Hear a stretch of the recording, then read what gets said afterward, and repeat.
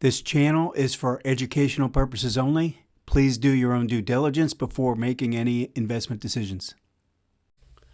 Hi, this is Joe Rabil with Invest Like a Pro, and I get questions constantly from subscribers, and one specifically from a guy who is definitely looking at a lot of detail, and I think this can be a useful tool for someone who is looking to trade in multiple time frames and wants to know how to incorporate the lower time frame and when to take advantage of the lower time frame and maybe when not to. So let's go ahead and get into this video. I want to give you an example of how I would say that the intraday can give you an advanced entry sometimes. All right, so let's go ahead and get into this. I'm actually using TC2000 today.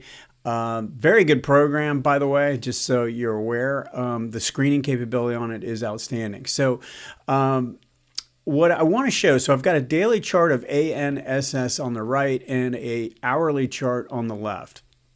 And essentially what I discuss a lot with my subscribers is when we get kind of like a breakout pattern, and you know, the reality is this should probably be more something like that, where we break out and I'm looking for a pullback. And a lot of times what I'll say when I'm doing the video for the subscribers is that I'm looking for a higher pivot low. I want it to kind of confirm that it's made a higher bottom.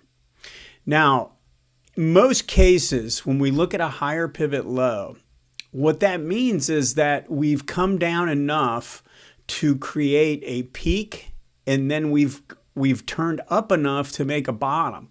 So we see this action where this price bar is taken out to the downside, and not only that, price closes below this bar, right? And then to get a higher pivot low, so that means we've turned down, we've created a pivot here. This is a swing top, all right? Now to create a swing bottom, we need to close back above this bar, which is the low bar of the pullback. Now, if you notice, we have this big close way up here. Now, because this might not be the best example, and the reason is that if you recognize what's going on with the indicators, and if you notice, this is a pinch play after a first cross of the zero line, and we have green DI breaking out above red and giving a little minor pullback. So if you're a trader and you want to swing trade with a daily and an hourly, this is a pretty nice little setup. We break through resistance. I mean, I can draw this trend line just like this. We break through resistance, and then you're kind of looking for entry.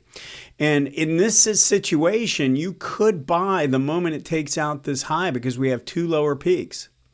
But the point I want to make here is that let's say we make a move up, and then on the way down, it's more like this. You get a move where it doesn't make two lower highs, and maybe this kind of doesn't really look like a pinch in the pullback. So the pullback is a little disjointed a little bit maybe. It makes a lower high and a lower low and works its way back down. But you don't really have a pinch play entry taking out this high. So in that case, you'd have to wait for a close to get confirmation. Okay? So we're assuming we don't have these qualifications in place. And that's where we can go down to the smaller time frame and kind of take advantage. So if we're looking for a higher pivot low on this time frame because we like what's going on this time frame, we go down to the smaller time frame and we see if there's a setup. And if you notice what took place here on this pullback right here, we came down, we rallied up to the 18, and then we made a new low. So when we made a pivot low, and then we made a pivot high, and we went to a new low right here. So on this bar, as this is going to a new low, we know we can draw in a new trend line here because we've made a lower high and a lower low. All right. Now, once I have that in place, I want to start zeroing in on what's going on here.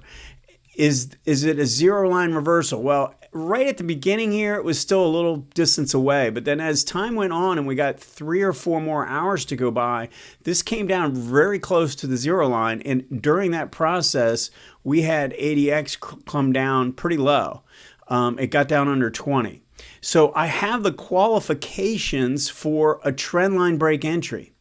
Now, again, I'm not picking out the perfect example, and that's okay. It's not about that. It's for you to understand when to take advantage of this right here, because the moment you break the trend line on the open, and I would give it a 10 or 15 minutes on the open on gaps. I don't necessarily like to buy a gap up in the first 5 minutes of the day. I want to see a little bit of proof that it is holding. And even if you use the 15-minute high, make sure it takes out the first 15 minutes. More conservative would be waiting for the first 30 minutes.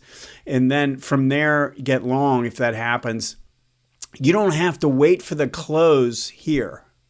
All right? So if I have a setup on the smaller time frame that meets all the qualities of what I'm looking for, I can take that trigger, okay, without waiting for the daily or the higher time frame to complete the pivot.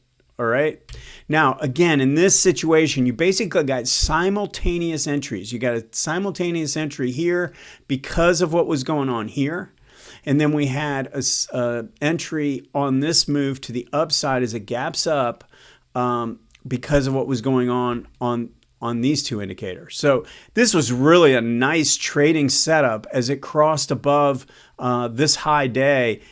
Again, giving it maybe 15 minutes and then getting in. And then you had a nice swing trade on your hands where you're probably so this is a great example of when to take profits in a swing trade too. Because look, we had the pullback, came down, we made an explosive move. This was a good move, but then we got a really explosive up bar here. Big bar stretched away from the 18. I'm thinking I want to take profits either at the end of this bar or early in the next bar is when I'm looking to be a seller. We didn't really have much of an indication that things were slowing down in terms of the momentum yet. You did at the end. You notice here, and when it went to a new high, DI did not confirm, but we didn't really have a trigger to the downside. You would have been in on this gap down. I would tell you that I like to sell strength on swing trades. When swing trades, I like to be, buy when it's coming out of this compression pattern and then sell expansion. All right. I'd probably be out somewhere in here. Now, I like to look at how much I'm risking and figure that out too. So if I'm getting in here, I'm probably taking a little bit here, but then I get a big move like that. I'm probably wanting to be exiting this trade. Because look, we're looking to play for just a 2 to 4, 5 bar move. We're not looking to milk it for a trend. Okay, especially because this chart is in a downtrend on the longer term time frames. So I hope this is helpful in understanding that if we're looking for a higher pivot low, and I'll mention that again, I do it more with the subscribers when I'm talking about an individual stock setup. But if you're looking at a stock that maybe just broke out and you want to make it test the breakout area and then turn up, in most cases you're going to need to see that close to make a pivot low. But we can take advantage of the lower time frame, and if we get a good setup, we can take the trigger. All right, so hope this helps answer any questions you guys might have on how to use 2 time frames and give yourself an opportunity to get in earlier using the smaller time frame. All right, we'll go ahead and post any questions or comments. See you next time.